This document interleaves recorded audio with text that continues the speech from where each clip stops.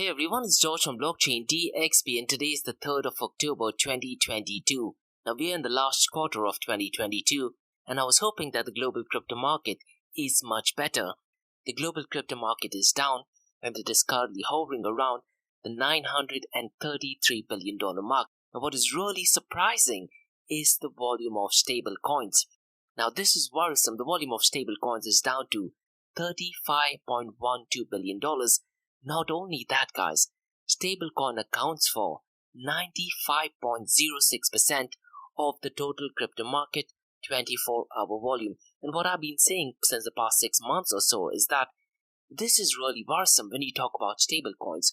Not only is the volume less, but it also accounts for over 90%. And since the last 24 hours, it accounts for over 95% of the total crypto market volume. And the reason why this is worrisome is because central banks all over the world will utilize this particular matrix and advertise and publish central bank digital currencies. Now, while I was preparing for this podcast, there was a really interesting article which was published by Richard Turing, and he talked about 3 updates on central bank digital currencies. So very briefly, I'm going to be talking about that in today's episode. And we'll also be talking about Coinbase, who temporarily halted transactions only for US customers. So what is it that went wrong? Unfortunately, that thing has been fixed. Coinbase customers in US can now utilize its services. And there's also some update regarding WazirX exchange from India. And unfortunately, they have laid off 40% of its employees. And a few months ago, we talked about some drama between the CEO of WazirX exchange and CZ, who is the CEO of Binance. Now, what is really surprising is that the CEO of WazirX exchange did not know who the owner of the cryptocurrency exchange is. It sounds bizarre, but it is 100% true. In today's episode, I'm also going to be talking about a fintech organization from Switzerland called Holder, and they have signed a strategic partnership with an Italian football club. And we also have some news regarding NFTs. Now listen, if you're a fan of lawn tennis, NFT merges with lawn tennis, and it is a legendary tennis player, Maria Sharapova, who's getting involved in NFTs and Web3 and quite a lot more. So I'll be talking about that in today's episode. And regarding UAE, I have 2 news as well. And first one is to do with Bikeera. Now if you're into bikes and if you're into cycling, Bikeera has teamed up with Binance, and they're utilizing Binance Pay to accept virtual payments in the UAE. So brilliant use case. And the second news is about Aldo, which is a retail shoe giant, and they boast of technology and comfort, and they've actually went live with one of the projects dealing with NFTs. So I'm going to be talking about that in today's episode. Now there is not much news regarding NFTs per se, but there's still some news regarding NFTs and Aldo, the retail shoe giant. So welcome everyone, it's 8am here in Dubai and you're listening to Crypto and Coffee at 8, where we cover top news and information pertaining to Bitcoin, blockchain, beyond blockchain, cryptocurrencies, NFTs, DeFi and Metaverse, and how the series of episodes into Crypto and Coffee at 8 works is, we usually cover some top news and information pertaining to the price of cryptocurrencies, some major breaking news, occasionally short and sweet news as well, news that has an impact in the cryptocurrency world. The other 2 news and information is related to Dubai, UAE and Middle East in the world of Bitcoin, blockchain, beyond blockchain, cryptocurrencies, NFTs, DeFi and Metaverse. And this is followed by Ask Me Anything series, where you listeners can ask any questions regarding Bitcoin, blockchain, beyond blockchain, cryptocurrencies, NFTs, DeFi and Metaverse. And every Fridays I have an episode called Metaverse Everything, where we solely focus on Metaverse. So please check out those episodes as well. And the format for Metaverse Everything podcast is completely different.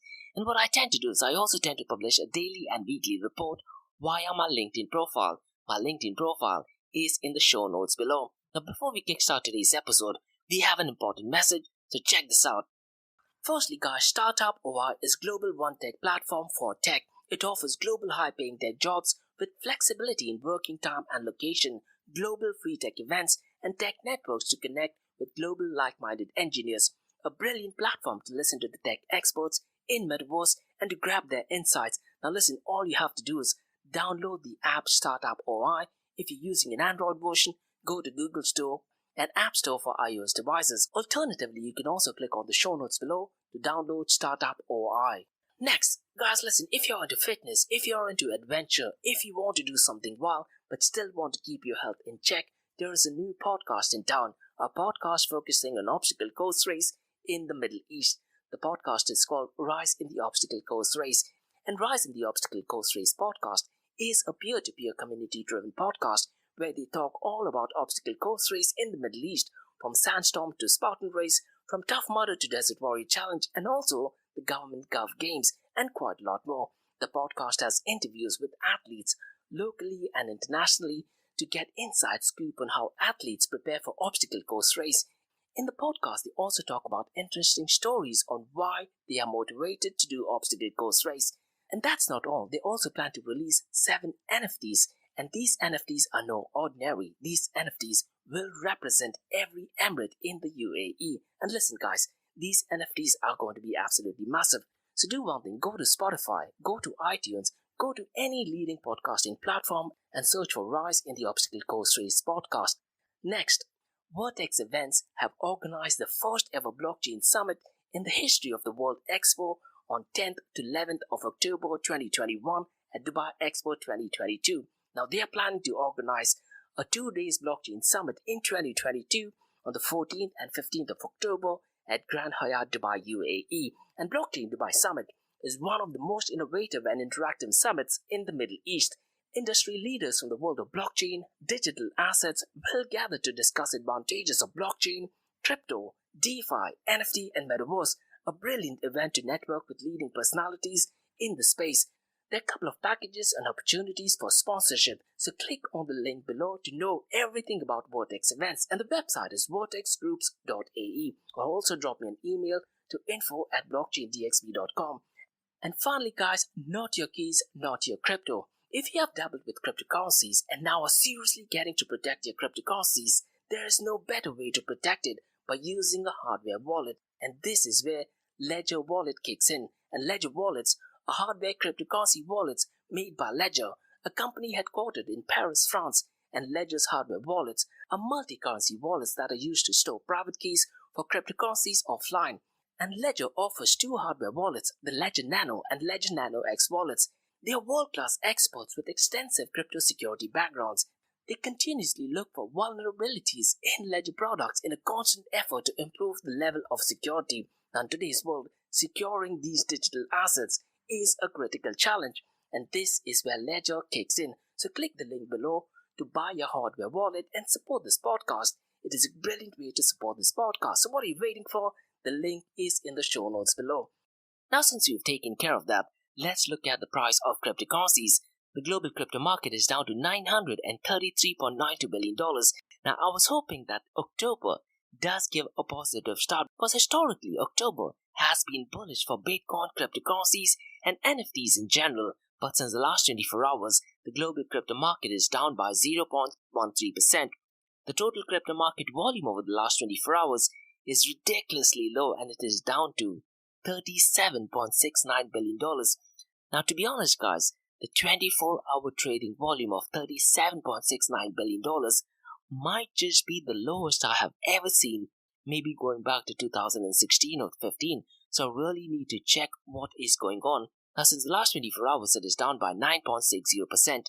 The other scary matrix is DeFi. The total volume in DeFi is down to $3.72 billion. Now, as of 3rd of October, the total value locked in DeFi is $54.87 billion, and MakerDAO accounts for 13.86%, and $7.61 billion is locked in the MakerDAO protocol, and DeFi accounts for 9.86% of the total crypto market 24-hour volume. So the matrix is really not looking good at all. The total crypto market is down to $37.69 billion. DeFi is down to $3.72 billion since the last 24 hours. The scariest thing is the volume of stablecoins. It is down to $35.12 billion. So I'm really not sure what is going on.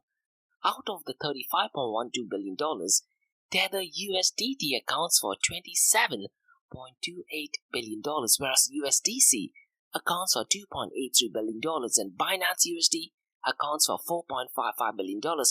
Now, I do understand the fact that this is a weekend, and that's one of the reasons why the volume is ridiculously low. But historically, even if you look at the volume on Saturdays or Sundays, it has not been that low. And I'll also be talking about how Coinbase halting its withdrawal and deposits for US customers, if that has had an impact. That being said, the volume is ridiculously low, and apart from that, stablecoin accounts for 95.06% of the total crypto market 24-hour volume. Now let's quickly look at the market share, 24-hour trading volume, and dominance between Bitcoin and Ethereum. Bitcoin's market share is $369 billion, whereas Ethereum's market share is $160 billion. The 24-hour trading volume of Bitcoin is down to $18.2 billion, and Ethereum's 24-hour trading volume is $6.6 billion. The dominance of Ethereum is 17.10%, and Bitcoin's dominance is 39.60%. So the whole merge news for Ethereum has not had massive impact on the market share, 24-hour trading volume, and the dominance for Ethereum. And once again, guys, because it is the last quarter of 2022, I really am hoping that the Bitcoin price does tend to pump up, because historically, October has been a positive month for Bitcoin and cryptocurrencies. And one thing I just mentioned earlier as well is when the volume of stable coins is low, and if it accounts for a massive chunk of the total cryptocurrency market, it makes a perfect use case for central bank digital currencies to promote CBDCs. And listen, guys, if you do want to find out more information about central bank digital currencies, Richard Turing on LinkedIn constantly provides updates on central bank digital currencies. And he just recently published an article literally 30 minutes before I was going live. So I haven't read through it, but I've just taken key points for that, and I'm going to be trying to talk about that in today's episode. But listen, if you do want to find out more information about central bank digital currencies, go through LinkedIn, follow Richard Turing, and he provides constant updates, sometimes even twice or thrice a day, irrespective of Mondays, Saturdays, or Sundays. He's non-stop talking about central bank digital currencies. Now, he's a massive advocate of CBDCs and not cryptocurrencies. Now, what he mentioned in the post is that there are three big central bank digital stories for the weekend. And the first one is digital euro has delivered on its promises on privacy. So I'm very briefly going to talk about that. He also talked about Hong Kong is going full on ahead with its EHKD, with its Hong Kong dollars. And Australia has piloted its new central bank digital currencies. And interestingly, they are doing that via Ethereum. First, let me quickly talk about digital euro that is tackling privacies. So the first news that he talked about is about privacy, and this would be absolutely massive. But in the article, what he's mentioned is that central banks in Europe have realized that people have really strong concern on privacy. So in the article, what it states is that the validating of these transactions will not be done by the central banks, but will be done by the regular banks itself.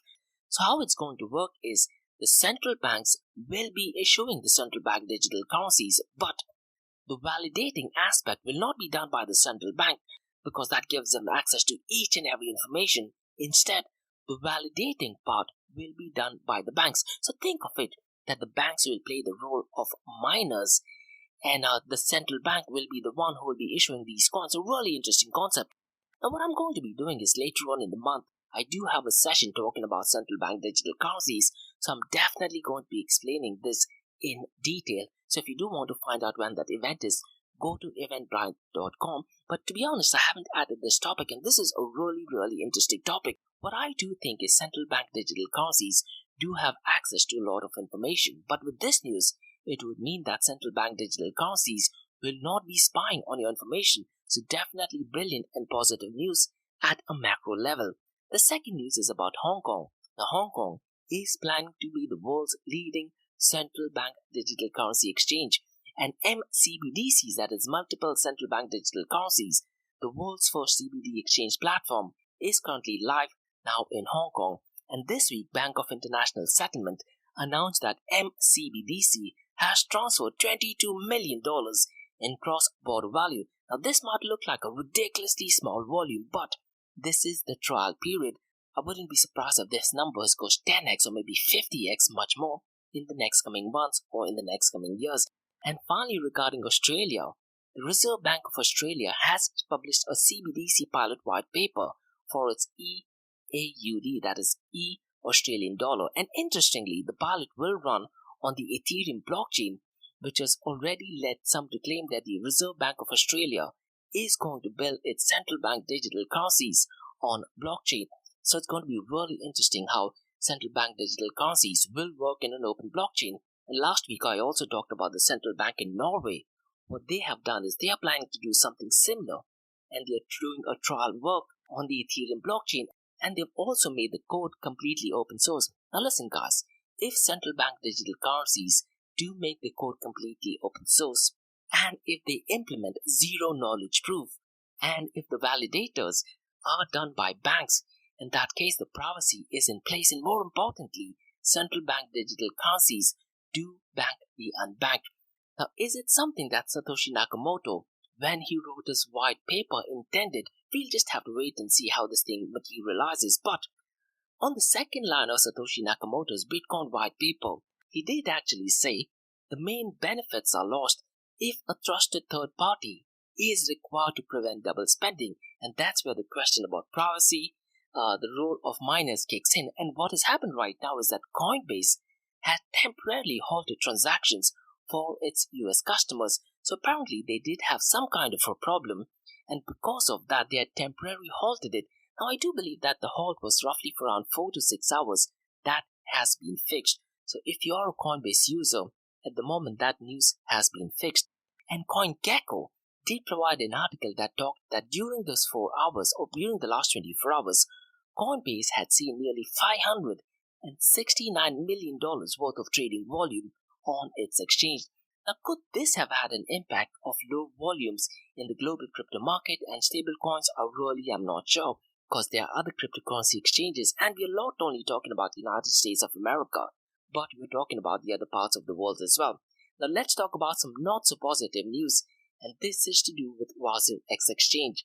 CoinDesk, which is one of the leading online publications for cryptocurrencies, has reported that India's number one exchange, that is WazirX exchange, has laid off 50 to as many 70 employees, or 40% of exchange's workforce. And in that article it has mentioned what kind of employees has been laid off. So definitely not a good news for cryptocurrency market in general, and especially for India. Now the CEO and founder of WazirX exchange, that is Nishal Shetty, if you go through his Twitter profile, since the last few days he's been really positive so far as Web3 is concerned. In his Twitter feed, he's been saying that what is going on for the past 240 days, 241 days, 242 days. So go through his Twitter profile. Now you might agree or you might disagree to what he's saying, because some of the things that he's mentioning in Twitter, personally I do not agree to, because he's talking a lot about Web3. Now I think that Bitcoin is Web3, so there is very little difference between Web2 and Web3 according to me. Web3 is just a gimmick to get investors and venture capitalists to throw in funds for your project. Now speaking of Web3, Jimmy Song, who is the Bitcoin maximalist, he has an excellent video, or should I say rant, with Somi Arian, and they were discussing Bitcoin versus Web3.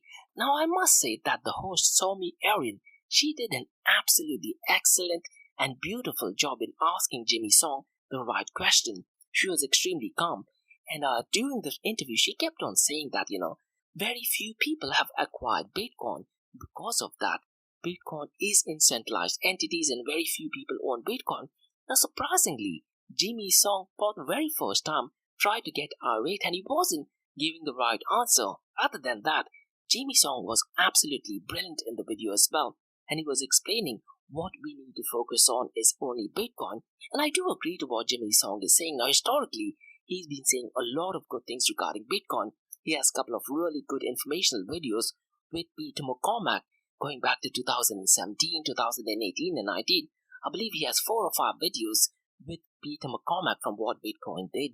And guys, this whole narrative of Lightning Network, not blockchain, is the ideal use case, is something which I personally agree to it as well. Because if you look at it, Lightning Network does solve a lot of the problems that other blockchain protocols do not solve. Now let's talk about some news from Switzerland. Now a fintech company called hodler, they have signed a 2-season crypto partnership deal with an Italian football club called Torino. Now if you are a football fanatic and if you are from Italy, you definitely need to go and check this particular project. Now, Ilya Volkov, who's the CEO and founder of uHodler, has some really nice things which are mentioned in an article provided by finance magnates. So look guys, football or soccer, UFC, sports and lawn tennis getting into cryptocurrencies does get a lot of mainstream attention, and it definitely helps with mainstream adoption as well. Now the second news that I'm going to be talking about is to do with lawn tennis, and tennis legend Maria Sharapova had an interview with Cointelegraph, and this interview was at the Binance Blockchain Week which happened in Paris, and she was discussing her growing interest in NFTs and a passion for Web3 and quite a lot more, and the passion for bringing more women into Web3. If you go through the article, it does provide a clear transcript, so definitely worth checking out. She is, if not one of the legends in lawn tennis.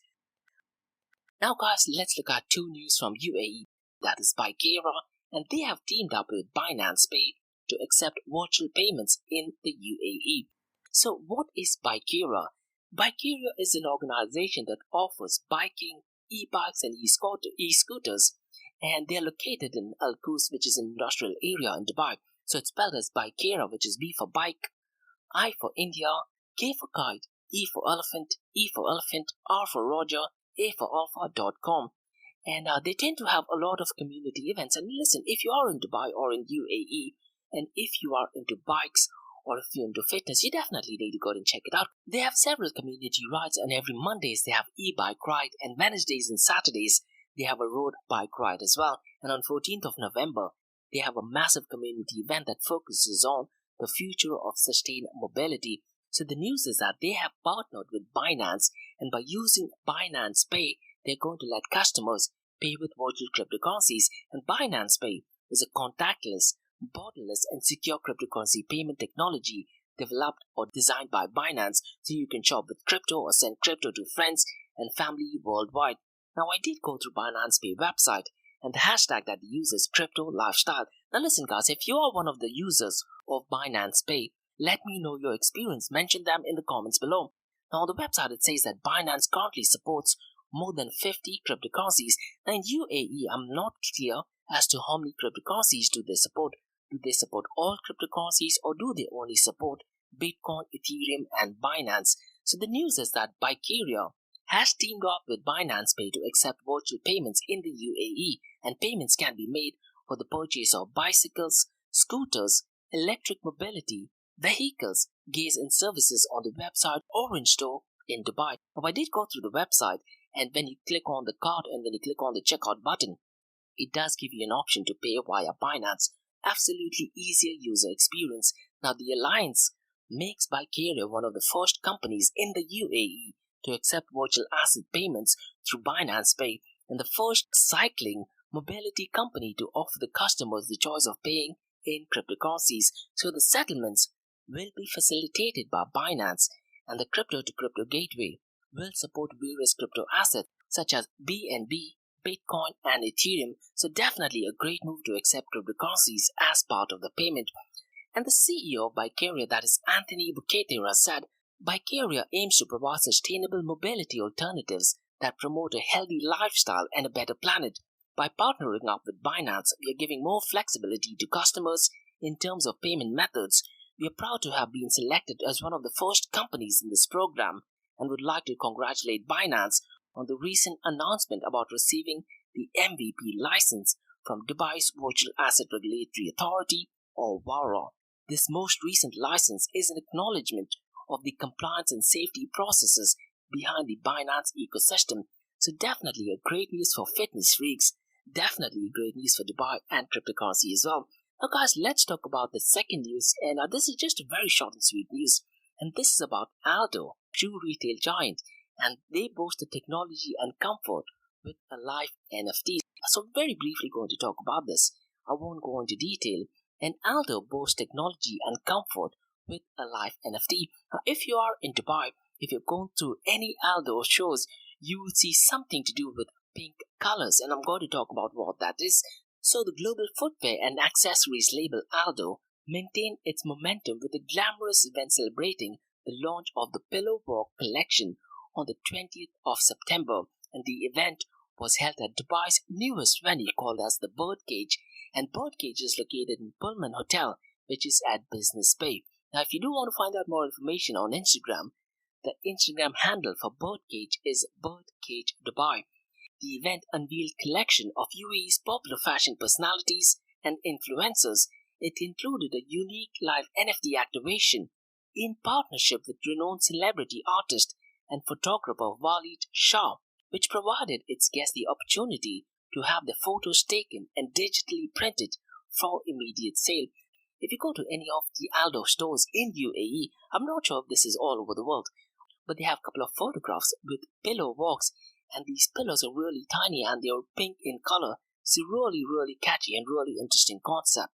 So the hashtag is hashtag Aldo Pillow Walk, and the pillow walk technology has been developed with molded sock foam that strategically provides extra padding at the heels and the balls of the feet for an all-day dreamy comfort. The dual density foam formula helps absorb impact and releases comfortably, skipping the break-in period. So if you want to find out more information about what the NFT is, you can go to aldoshoes.me. Now really I'm not sure if this is a concept which is done all over the world or is it only in the Middle East. So definitely some interesting news regarding NFTs. So that's all for today, guys, on the Crypto and Coffee Date from Blockchain DXB. In case if you guys have any feedback or suggestions, please drop me an email to info@blockchaindxb.com. And you can also check out my website, that is www.blockchaindxb.com. And you can also check out my other website, that is area2071.com, that talks everything about Metaverse. And if you like listening to this podcast, please click on the follow button, give it a 5-star rating, and share the word across. Now for the next few minutes is going to be an Ask Me Anything series, where you listeners can ask any questions regarding Bitcoin, blockchain, beyond blockchain, cryptocurrencies, NFTs, DeFi, and Metaverse. So let's get started with the Ask Me Anything series.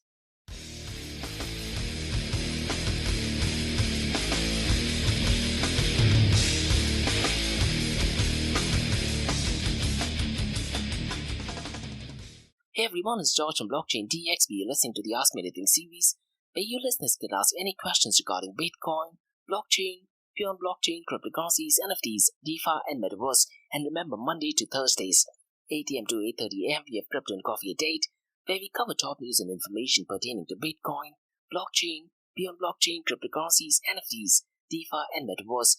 This is followed by 2 news and information related to Dubai, UAE, and Middle East from the cryptocurrency world. And what you're listening to right now is the Ask Me Anything series, where you listeners can ask any questions regarding Bitcoin, blockchain, beyond blockchain, cryptocurrencies, NFTs, DeFi, and Metaverse. I have a question by Faisal who asks, can you tell us what is Lightning Network and what are the best resources to learn on Lightning Network? Now, Faisal, this is such a brilliant question.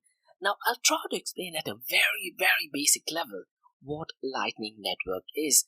Now, Lightning Network is essentially transactions between 2 people before going onto the blockchain. So let's say if you and me were to make transactions, rather than me sending you funds directly via the Bitcoin blockchain network, what we do is you and me, we open up a channel and the wallet does everything. So we don't need to worry about that. So in the wallet, there will be an option to make transactions using Lightning Network. So we open a channel, that is you open a channel, I open a channel. What we can do is we can do transactions back and forth. So it doesn't have to be 1 transaction. We can do 1, 2, 10, 100, 1,000 transactions. After we close the channel, it's then when this transaction detail gets added onto the blockchain. Only after closing the transaction, this gets added onto the blockchain, and then the transaction details are on the blockchain. So that is at a very, very, very basic level what Lightning Network is. Now at a macro level, Lightning Network, I think, does solve the blockchain trilemma problem as well. It offers scalability, it offers security, and it also tackles decentralization or distributed, as I like to call it. But Lightning Network currently is still at an infancy stage. And some of the detractors of Lightning Network, they would say that Lightning Network is lightning years away, and they're probably right as well. Now, I do think Lightning Network will take at least maybe 3 to 5 years down the line to be mainstream, and if that thing happens, to be honest, we don't even need protocols such as Ethereum. And a lot of the Bitcoin maximalists, they say that what Ethereum should have done is just focus on Lightning Network. There are a couple of protocols in Lightning Network that can be used for other cryptocurrencies as well. So essentially, when you're talking about Bitcoin, you have Lightning Network, you have Liquid Network, and then you have something called a Spinch Chat. Now, in Lightning Network, you can also develop a couple of apps or decentralized apps or dApps. Now, what I do in my podcast, I have a dApp called as Fountain, so you're more than welcome to download it as well. So that works on Podcasting 2.0. So listeners can pay me directly in sats or satoshis, and I have received quite a lot of satoshis just by doing my podcast as well. Now, going back to your second part of your questions, where can you get best resources? What I would recommend is, and this is purely depending on your technical knowledge on Bitcoin, I would recommend Andrea Santanopoulos. He has some really good videos explaining what Lightning Network is. Ivan on Tech, he had a couple of really good videos going back to 2019 on explaining what Lightning Network is. And Strike, which is an app which is currently in the US that uses Lightning Network, and Jack Mollers. Unfortunately, in Dubai, that thing is not operating yet. But if you can find out some information, I think Strike, which is by Jack Mollers, that gives detailed information of what Lightning Network is. And Bitcoin, which was made a legal tender in El Salvador, utilizes Lightning Network. Now, I'm not a fan of Jack Moller the way he speaks, but I have to respect him because he was invited, I believe it was by the International Monetary Fund, to talk about Lightning Network. And in one of the presentations, the organizers said how Jack Mollers or Strike is trying to change the world. So what he did, he changed the topic and said how Bitcoin is going to change the world and how Lightning Network is going to change the world. So he changed the title from Jack Mollers and Strike and replaced that with Bitcoin and Lightning Network. So definitely a massive respect for that. So Lightning Network, at a very basic level, what it is you can do transactions between two people, and you close the transactions, and then that information gets uploaded onto the blockchain protocol. And then there are quite a lot of technical elements in the sense that, the transaction is known only between both of us. And if, let's say, there's a third party, so let's say, Faisal, if it's you, me, and there's another person, I can still send my Bitcoin to the other person using you, and I do not necessarily need to know you. And that's how the entire network is built. So some really, really interesting information. Unfortunately, I can't explain that all on the podcast. Now, if you are in Dubai and in UAE, this Saturday, there's a session called as Crypto with Coffee. And this happens in Dubai Marine Plaza. So look up Crypto with Coffee. So most likely this Saturday, I will be talking about Lightning Network. And what I'm going to be doing is, guys, I'll be talking about Lightning Network at a very basic level and at an advanced level as well. Usually what I tend to do is I talk about these concepts at the basic level, advanced level, and technical level. Now, the Saturday session, to be honest, I'm not competent yet to talk about the technical aspects in terms of, the coding of it, but I'll definitely give more information about, the basic level and the advanced level of Lightning Network.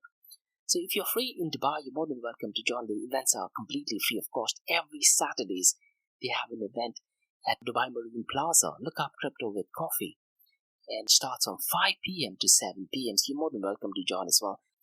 And the other resource person, what I would like to recommend is go to Blockstream. Blockstream's website does have the white paper for Lightning Network, and they have quite a lot of powerful resources on Lightning Network and Liquid Network as well. So go to blockstream.com. You'll find loads of information regarding Lightning Network. So that's all for today, guys, on the Ask Me Anything series on Blockchain DXB. In case you guys have any feedback or suggestions, please drop me an email to info@blockchaindxb.com and check out my website www.blockchaindxb.com. And guys, check out my website area2071.com that talks everything about Metaverse. And remember, Monday to Thursdays, 8 a.m. to 8:30 a.m. we have Crypto and Coffee at 8, where we cover top news and information pertaining to Bitcoin, blockchain, pure blockchain, cryptocurrencies, NFTs, DeFi, and Metaverse.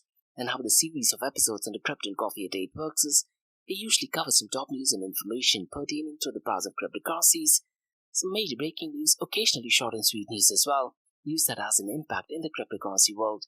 The other two news and information is related to Dubai, UAE, and Middle East in the world of Bitcoin, blockchain, pure blockchain, cryptocurrencies, NFTs, DeFi, and Metaverse. And what you're listening to right now is the Ask Me Anything series, where you listeners can ask any questions regarding Bitcoin, blockchain, pure blockchain, cryptocurrencies, NFTs, DeFi, and Metaverse. Thanks so much for listening, guys, and have a great day ahead. Bye-bye.